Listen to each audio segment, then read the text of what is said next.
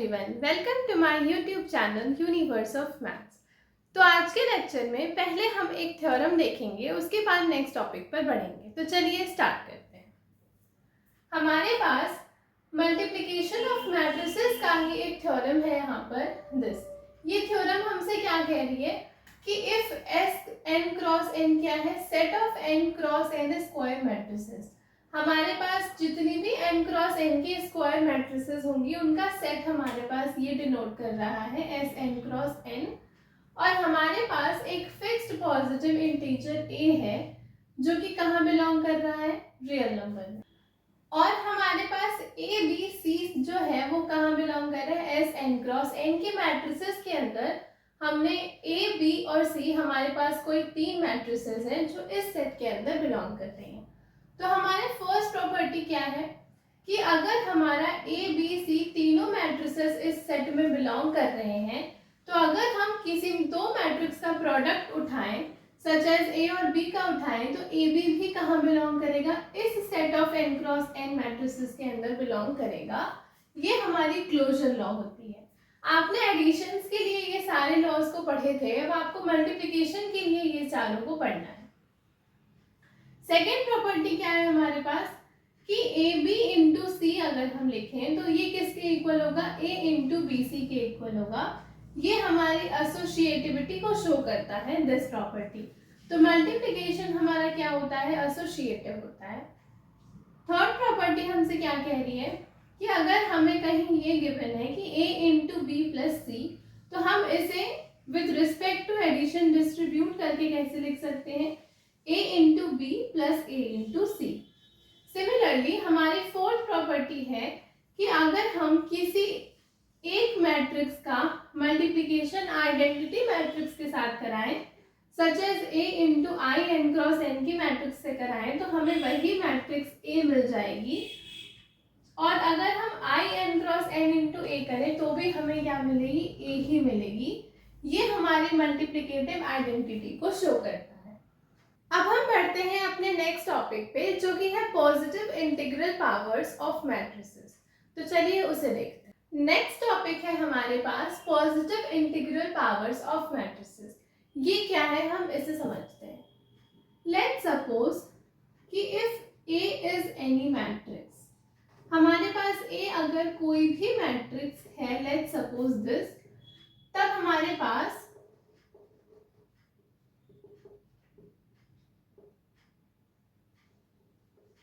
a into ए की अगर हम बात करें तो ये कब डिफाइंड होगा, अगर हमारे पास a कोई एक मैट्रिक्स है और हम अगर a इंटू ए की बात करें तो ये कब डिफाइंड होगा,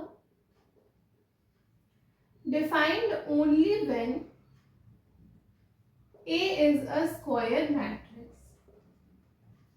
हमारे पास इन दोनों का प्रोडक्ट तभी पॉसिबल है जब हमारा a क्या हो, एक स्क्वायर मैट्रिक्स हो। मतलब किसी भी एक मैट्रिक्स का खुद के साथ प्रोडक्ट तभी पॉसिबल है जब वो मैट्रिक्स क्या हो, एक स्क्वायर मैट्रिक्स हो।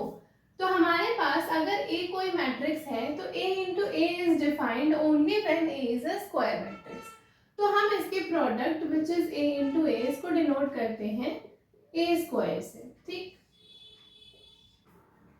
अब अगर हम इस पे एसोसिएटिव लॉ लगाएं तो हमारे पास क्या होगा, by associative law let's suppose हमने इसे कुछ इस तरह से लिखा ए स्क्वायर इंटू ए, तो ये हमारे पास क्या है, ए इंटू ए और बाहर में हमारे पास ए है। इसको हम कैसे लिख सकते हैं, एसोसिएटिविटी हमारी यही कहती है कि अगर हमारे पास ए बी इंटू सी कहीं पर लिखा हुआ है तो हम उसे ऐसे लिख सकते हैं ए इंटू बी सी। तो हमने पहले अपने ए स्क्वायर इंटू ए को ऐसे लिखा ए इंटू ए, और फिर ब्रैकेट के बाहर हमने ए लिखा और फिर हमने इस ए को बाहर छोड़ दिया और इन दोनों को साथ में लेकर के ऐसे लिख दिया। अब ये हमारे पास क्या बना, ये ए एज इट इज रहा, ए इंटू ए हमारे पास क्या बना, ए स्क्वायर। इसको अगर हम और ओपन करें तो ये हम इसे ऐसे लिख सकते हैं। अगर हम इस प्रोडक्ट को ए क्यूब से डिनोट करें तो ये किसके इक्वल आया हमारे पास, a इंटू ए स्क्वायर के, which is this is equal to A square into A, और ये किसके इक्वल है, a इंटू ए के इक्वल है। तो हमारे पास क्या आया यहाँ से, कितने भी नंबर ऑफ मैट्रिसेस के लिए हमारी एसोसिएटिव लॉ हमारे पास क्या होगी, होल्ड होगी। तो लेट्स सपोज कि अगर हमारे पास कहीं पर रिटन है a into A up to m times, तो हम इसे कैसे डिनोट कर सकते हैं, a to the power m से। अगर हमारे पास a into A 3 times given था तो हमने लिखा a क्यूब। अगर a इंटू ए हमारे पास 2 टाइम्स गिवन था तो हमने a स्क्वायर लिखा। तो अगर हमारे पास a into A up to m times given होगा तो हम इसे कैसे लिखेंगे, a to the power m by associative law, क्योंकि ये किसी भी नंबर ऑफ मैट्रिसेस के लिए होल्ड करेगी। तो हमने अपने m तक के प्रोडक्ट a को m बार जब मल्टीप्लाई किया तो उसे ऐसे लिख दिया a to the power m। हमारे पास नोट क्या है, नोट नंबर 1 है कि if I is a unit matrix of any order, अगर हमारे पास I क्या है, एक यूनिट मैट्रिक्स है किसी भी ऑर्डर की, तो हमारे पास क्या होगा, this I is equal to I square, this is equal to I cube and so on, this is equal to I to the power n। ये हमारे पास क्या होगा, इक्वल होगा। हमारे पास I is equal to I square which is equal to I cube, this is equal to I to the power 4 and so on, and this whole is equal to I to the power n। तो अगर हमारे पास I एक unit matrix है किसी भी order का, तो ये हमारा क्या होगा, होल्ड करेगा। अब हमारे पास नोट नंबर 2 क्या है, पॉइंट नंबर 2 हमारे पास है मैट्रिक्स पॉलिनोमियल। इसका मतलब कि we can also form polynomials in A। हम A के अंदर पॉलिनोमियल्स को फॉर्म कर सकते हैं, that is for any given polynomial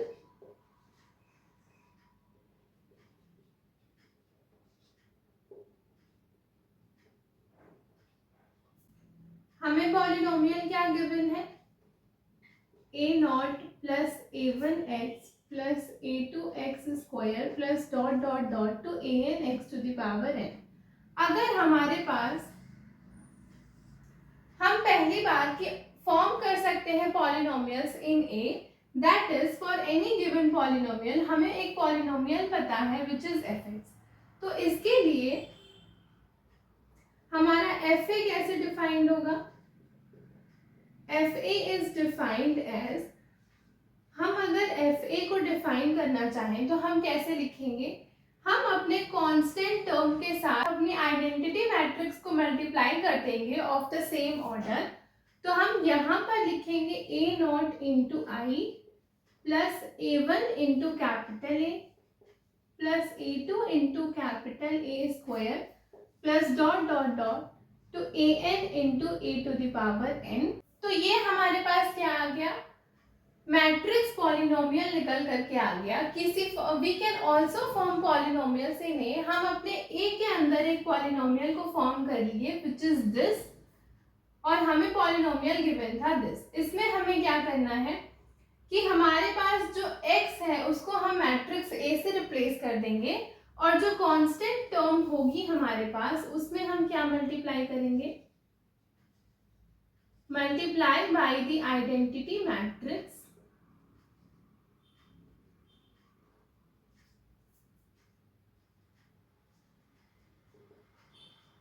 of the same order as A. हमारे पास ए का जो ऑर्डर होगा उसी ऑर्डर के आइडेंटिटी मैट्रिक्स को हम किससे मल्टीप्लाई करेंगे, अपने कांस्टेंट टर्म के साथ।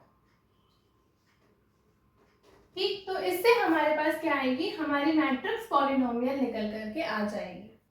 फॉर एग्जाम्पल लेट्स सपोज हमारे पास एक पॉलिनोमियल fx क्या गिवन है, 9x cube plus 5x square minus 7। ठीक, और हमारे पास a क्या है, A is any matrix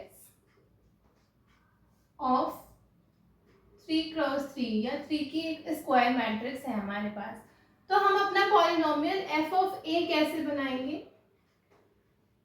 9a³ plus 5a square minus, ये हमारे पास अगर कांस्टेंट टर्म है तो हमें इसे किससे मल्टीप्लाई करना है? a के ऑर्डर के आइडेंटिटी मैट्रिक्स के साथ मल्टीप्लाई करना है। a का ऑर्डर अगर हमारा 3 है तो हमारे पास ये हो जाएगा 7 इंटू i3। ये हमारे पास एक पॉलिनोमियल निकल कर आ गई जब हमारा fx हमें क्या गिवन था, दिस टर्म। ये हमारा fa निकल करके आ गया।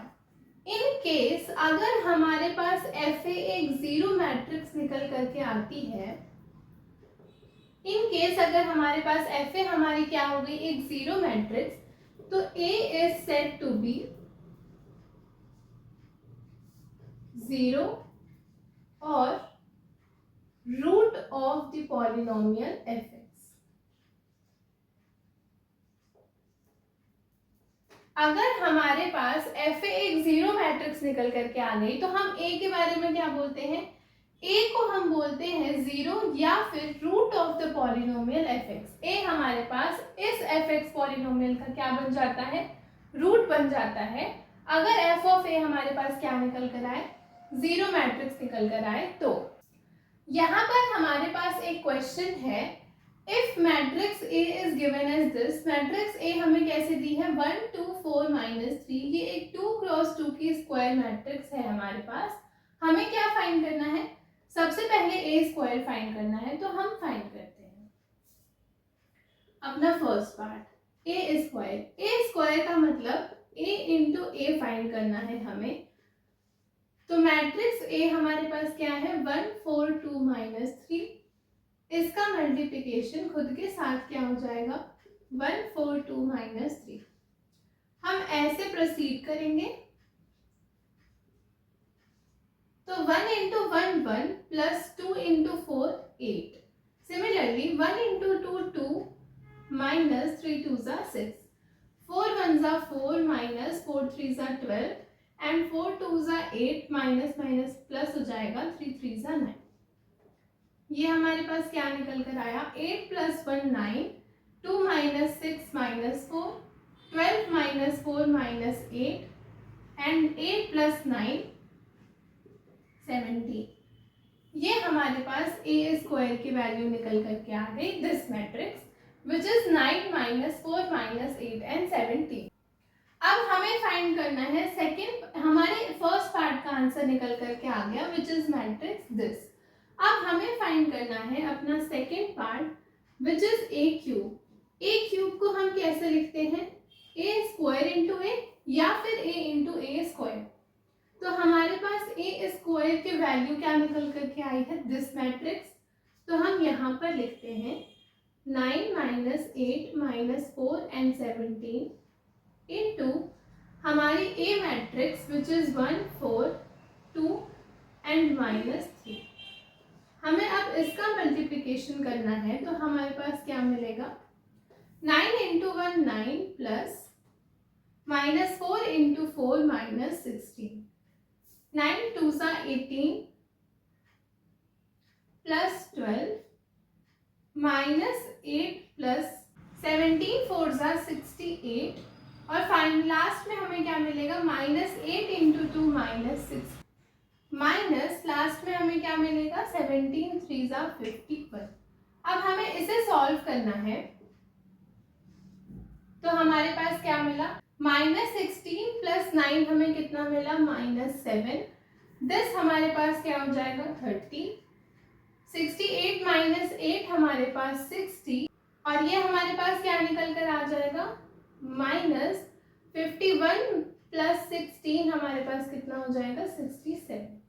तो ये हमारे पास मैट्रिक्स निकल कर आ गई किसकी, a क्यूब के लिए हमारी मैट्रिक्स ये निकल कर आ गई which is also the second part का आंसर।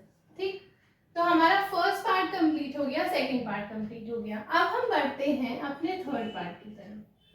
थर्ड पार्ट में हमें क्या करना है, f ऑफ a फाइंड करना है जब हमारा fx क्या गिवन है, एफ एक्स दिया है 2x³ माइनस 4x प्लस 5। हमने क्या पढ़ा कि जब भी हमें f ऑफ a निकालना होगा तो हम क्या करेंगे, x की जगह a रिप्लेस कर देंगे, तो 2a³ माइनस 4a प्लस, और जब भी हमें कांस्टेंट टर्म दिखे तो हम इसको किससे मल्टीप्लाई करेंगे, आइडेंटिटी मैट्रिक्स से मल्टीप्लाई करेंगे, जिसका ऑर्डर क्या होगा, इसका वही ऑर्डर होगा जो हमारी मैट्रिक्स ए का ऑर्डर होगा। तो हमारे पास मैट्रिक्स ए का ऑर्डर अगर 2 है तो हम इसमें किससे मल्टीप्लाई करेंगे, हमारे पास क्या है 5 इंटू I2। ठीक, अब हमें इसे सॉल्व करना है और हमें हमारा FA मिल जाएगा। तो हम लिखते हैं 2 इंटू A³ की वैल्यू क्या निकल कर आई है हमारे पास, this which is minus 7, 60, 30 and minus 67 minus, हम नीचे यहीं लिख देते हैं 4 इंटू ए, हमारे पास क्या है 1, 2, 4 and minus 3 plus 5 into I2 का मतलब एक 2 क्रॉस 2 की आइडेंटिटी मैट्रिक्स जिसके हमारे पास प्रिंसिपल डायगोनल पे 1 होता है और बाकी सारे एलिमेंट्स क्या होते हैं 0। हमें इसको फर्दर सॉल्व करना है। तो हम इस 2 को थ्रू आउट दिस मैट्रिक्स सारे एंट्रीज के साथ मल्टीप्लाई करें तो हमें क्या मिलेगा, 7 2 14, 30 into 2 60, 60 into 2 120 and 67, 7 2 14, 4 carry 1, 6 2 12 minus 134 minus 4 4 2 8, 4 4 16 and 4 3 minus 12 plus हमारे पास क्या है 5 0 0 एंड 5। हमें इसे सब्ट्रैक्ट करना है पहले, तो माइनस 14 माइनस 4 कितना आ जाएगा, माइनस 18, 60 माइनस 8 हमारे पास कितना आ जाएगा 52, 120 माइनस 16 हमारे पास कितना होगा 104 एंड माइनस 134 और माइनस माइनस मिलेंगे प्लस 12, मतलब हमें माइनस करना है 134 में से 12, तो हमारे पास कितना आएगा माइनस 122 और प्लस हमारे पास this matrix which is 5 0 0 and 5। हम अगर इसको फर्दर सॉल्व करें तो हमारे पास क्या आएगा, माइनस 18 प्लस 5 तो minus 13, 52 plus 0 52, 104 plus 0 104 and minus 122 plus 5 हमारे पास कितना होगा 117। तो ये हमारे पास थर्ड पार्ट का आंसर भी निकल करके आ गया FA, हम where fx was given as this, तो हमारा FA की वैल्यू क्या निकल कर आ गई, दिस मैट्रिक्स। तो ये हमारे पास एक क्वेश्चन था, हमें मैट्रिक्स A गिवन थी दिस, हमें A स्क्वायर फाइंड करना था जो कि हमने फाइंड किया, तो हमारे पास ये आया था। फिर हमें A³ फाइंड करना था, उसको हम ऐसे लिख सकते थे या फिर A इंटू ए स्क्वायर भी लिख सकते थे। दोनों का आंसर हमारे पास क्या आता, सेम आता। और थर्ड पार्ट में हमें FA फाइंड करना था जहां पर हमारा fx पॉलिनोमियल क्या गिवन था, दिस। तो हमें पता है कि जब कभी भी हमारा fx पॉलिनोमियल गिवन होता है तो हमारा FA कैसे डिफाइंड होता है, जहां x होता है वहां हमारा A आ जाता है और जहां कांस्टेंट टर्म होती है वहां हमारा आइडेंटिटी मैट्रिक्स मल्टीप्लाई होता है, जिसका ऑर्डर क्या होता है, A मैट्रिक्स का जो ऑर्डर होता है वही हमारे इस आइडेंटिटी मैट्रिक्स का ऑर्डर होता है। तो हमारा FA ये बना, हमने अपनी सारी वैल्यूज को सब्स्टिट्यूट किया और फाइनल आंसर हमारा ये निकल कर आ गया। यही हमारा आंसर हो गया इस पर्टिकुलर क्वेश्चन के लिए। तो ये थे हमारे कुछ टॉपिक्स। आज की क्लास के लिए इतना ही। अगर आपको वीडियो पसंद आई हो तो please do like, share and subscribe.